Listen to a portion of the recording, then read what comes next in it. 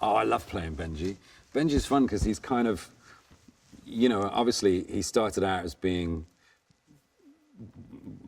I guess, you know, he'd often get referred to as the kind of comic relief, which I was slightly blanched at because I feel like there's more to Benji than that. And I think that's become more apparent as the films have gone on. You know, he suffers the same kind of losses and fear and sadness that the other characters do. He just happens to approach life in a certain way.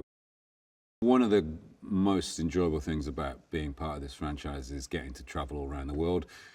You know, we've always been at pains to be in the places we say we're in, and make those places a character in the movie. So, yeah, we got to go to Cape Town on this one, which is an extraordinary sort of landscape and country, and then Svalbard in the Arctic Circle, which was my favorite location.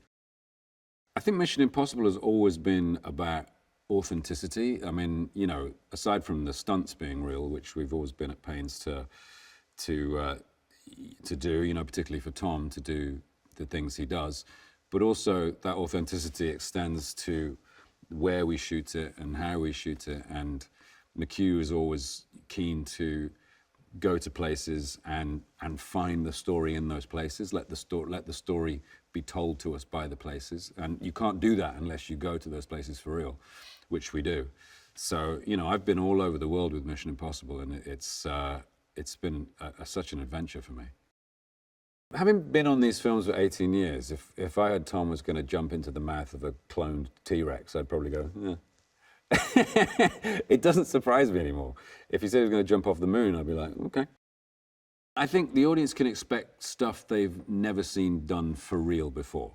Obviously, you know, digitally these days you can do pretty much anything, but there is a frisson of genuine tension, of genuine fear when you see something which has been done for real.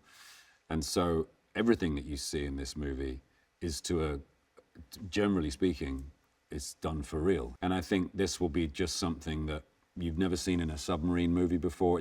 It can't be because it's never been done before. Tom and McHugh, they just get each other, you know, on a very fundamental level. They are two sides of a coin and make up a formidable team in that respect.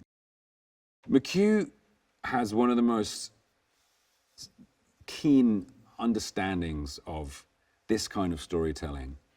And it will be the first to admit to you that he is constantly learning about how to tell these stories. He's such a he's so precise when it comes to telling stories. Like, there's no fat on what he does. There's no indulgence. It's about the most proficient and efficient way of getting information across and telling a story to an audience and making it exciting and dramatic and highlighting character.